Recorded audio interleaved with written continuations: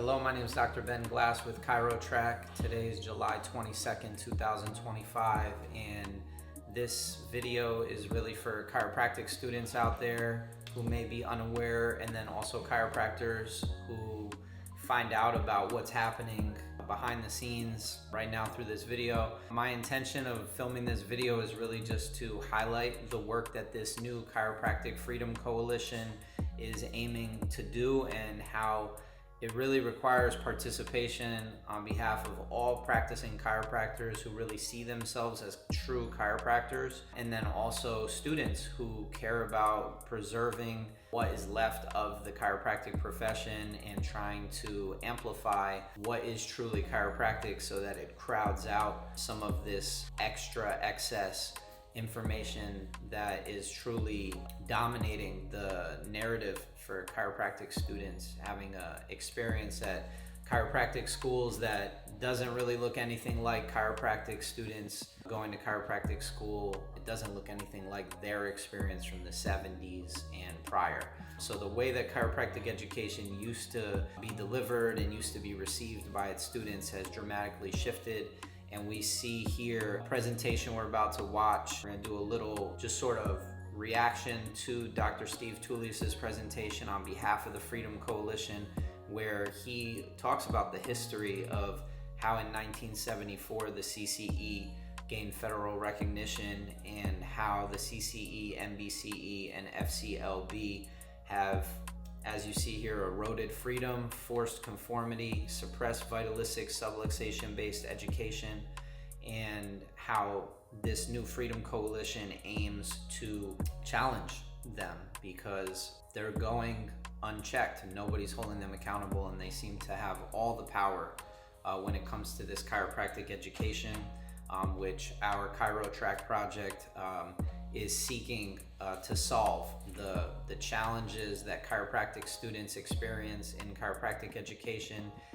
That's the thesis of our program, is it could be made better. It could be highlighted that there's a lot of incongruencies, not only within the curriculum that students are going through and what they actually need to be learning and developing themselves on their path to becoming a chiropractor. But let's get into this conversation that Dr. Steve Tullius has started and this presentation that he made so that we can learn from what he's sharing. Thank you for taking the time to learn about the Chiropractic Freedom Coalition. Now, you've probably been hearing about the coalition in various groups. We are an international network made of practitioners, students, educators, and advocates united from around the globe, over 14 countries and counting, to defend and promote vitalistic, subluxation-focused care. Most importantly, we want you to know that we are a movement and we need you. So a lot of students and practitioners are not aware that this Freedom Coalition has been started, and one of the reasons we so desperately need more people to be aware of it is because it's relevant to everybody. If we lose our identity as a profession of being focused on the spinal subluxation, of being focused on delivering chiropractic adjustments to address those subluxations, and upholding this innate intelligence and subluxation focused care model, which is at the root of the profession, then what makes us different from a physical therapist or life coach or somebody else who's a personal trainer, stretch lab, all these other professions that are helping people feel better? We're not focused on that. We're focused on right here. Made of practitioners, students, educators, and advocates united from around the globe, over 14 countries and counting,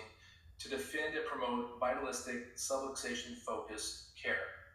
Most importantly, we want you to know that we are a movement and we need you. Now, you may be wondering, why did this coalition even form? Now, this coalition formed because back in 1974, the Council on Chiropractic Education was recognized by the federal government. It gained recognition by the U.S. Department of Education, and at that point, we lost control of freedom in chiropractic. We lost the ability to educate our own because the cartel used the CCE to start to force schools into their model of care. Now, keep in mind, back at that time, the chiropractic colleges, the subluxation vitalistic focused side of profession represented over 70% of the students, and the cartel schools only represented in the 20s. Now, it was taking control at that moment that changed everything, because what they did from there is that they used the Federation of Chiropractic Licensing Boards to promote monopolistic language state by state to specifically name the CCE and NBCE as requirements for licensure. And so what they created was a monopoly, right? And they used the other branch of their cartel, the NBCE, to create tests to force colleges to teach outside of chiropractic philosophy, art, and science, and they effectively took control of the profession, because now they have the educational arm and they have the... I'll allow you to go and watch this. I'll post a link to this below so you can go watch this full presentation. I'm not going to sit here and watch it with you, but basically things have changed as far as how chiropractic education is being delivered. It's being controlled by a specific group of people who have their own personal interests. National boards continue to get more expensive. Students continue to be challenged to even pass their national boards. And just to continue building on that, this July, you can see here that under Policy 56, which requires chiropractic programs to maintain an 80% four-year NBCE pass rate within 6 months of graduation, Life University was placed on probation last year, and their probation continues this year, not because they didn't have 80% of their students pass the boards, because they didn't do it within 6 months of graduation. So what has been taking place now, which is kind of wild, we can see here, this is a press release to Life University students that just went out, that basically they're gonna have to pass all their national boards before they can be given a diploma. And this just further entrenches students in the national board framework. It means that even if a student passed all their classes, went through clinic, they can't get their diploma. They satisfied everything the school asked of them, but they can't get their diploma because they didn't pass the national boards, which is facilitated by a third-party, independent, private organization. So these are just some strategies that I put together where I think the Freedom Coalition needs to put its focus. These is not endorsed by the Freedom Coalition, but I thought that it would be helpful to just look at how we need to focus on the student experience and document how the student experience is different depending on which school you go to. So our ChiroTrack program, we have a pre, mid, and post course assessment that's essentially documenting how students are spending their time differently, how there's an emphasis on philosophy more so in certain schools, because we have students taking our program from schools across the country and outside of the country as well. We want to identify not only the student satisfaction gaps depending on which school they go to, but how they're developing different types of skills. And basically, when we can show through our survey data that students at different schools are getting fundamentally different educational experiences, we can then basically make the case that one national boards test couldn't ever possibly measure the competency fairly, because every student is getting a different educational experience.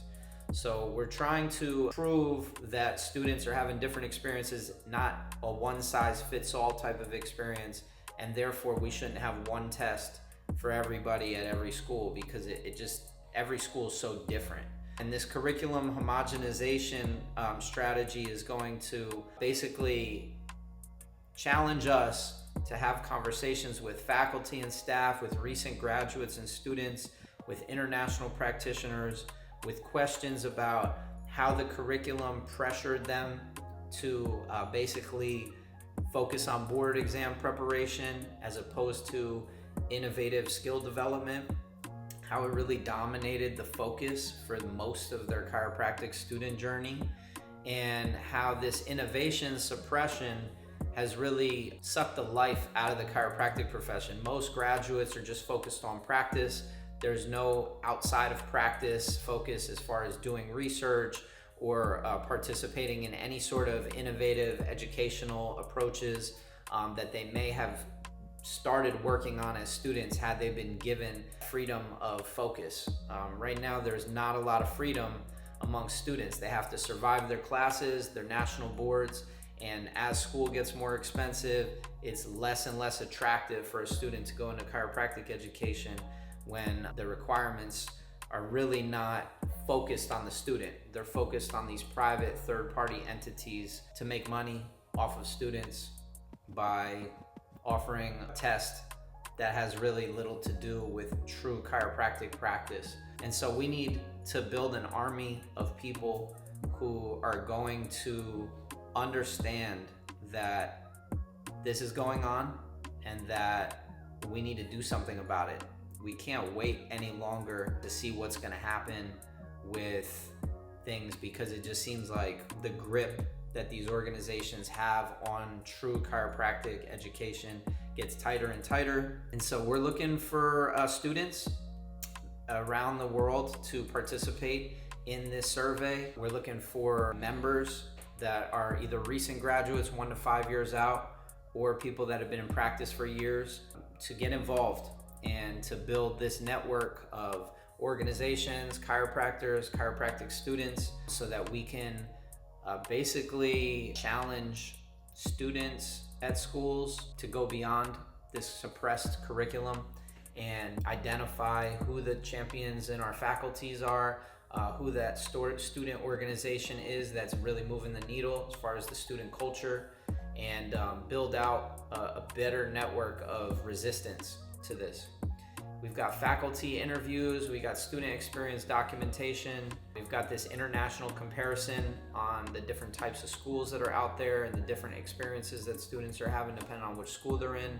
And then we've got this historical curriculum analysis, just looking at how the course catalog has shifted over the last 15 years, how the credit hour distributions have changed, and how academic standards have changed and board preparation policies have changed, just so that we can better understand why things have gotten to be the way they are. We're doctors of cause. We're always looking at why is this effect here? What's the real reason? And so I just think that the more we can work together, work on this First Amendment academic freedom strategy, and put together something that really challenges and hopefully shatters this monopoly on chiropractic education, because it is one of the best, most amazing professions in the world, and it will never reach its potential if it's being held back. So I hope this video was helpful. We're going to post some links down below to learn more about how you can get involved, to access Dr. Tullius's presentation. And that was seen through the Chiropractic Chronicle, which you can sign up for through McCoy Press on Substack. We'll post a link for that below as well. And if you're interested in our ChiroTrack program, please reach out. If you're interested in learning more about how we're supporting prospective chiropractic students and current chiropractic students, and how you can get involved as a professional chiropractor, please reach out. We'll post our email below, and have a wonderful day.